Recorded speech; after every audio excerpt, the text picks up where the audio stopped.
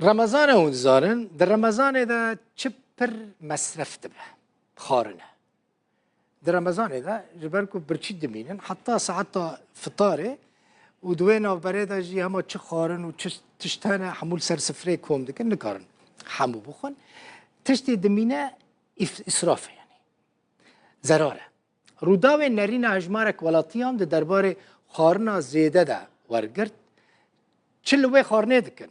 جنه کش باجار عفرینه لوی داری الهولیر دمینه ناوی فاضل محمده دبیجه بره دماکو او العفرینه بون دماکو خارنوان زیده ده بو چت کرن کوم دکرن ددانا جیرانان یعنی جی فقیر هبون هجار هبون ددانا وان لیل هولیر دبیجه جبرکو هجار تننه او خارنا زیده دخلنا و قطی کان دخلنا براده دپاریزن پشتره دخل والا ام ده روزا دیلن سه روزا دیلن ام بیره دکن خرانا بده براده دا یعنی چنابه ام کی جا بیره بکن ام دیسا درخینه یزتی کم فریزه مثلا دولمه مکرن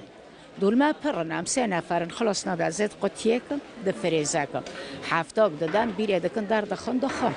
اوا هر خارنک زیده بی ام دکن قطیه دکن فریزه کی جا ما بیره کر ام درخن بخور او خارنا دمینی تو چلی دکی؟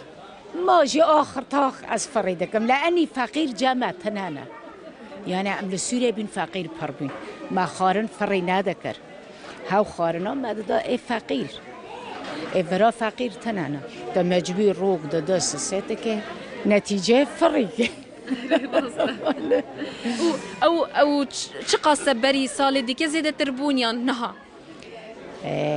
باره زیده تربون چما؟ باره پربون ما كمية شدكر إلا إيك فريبانا كم عندك أنا كمية عندك شدكر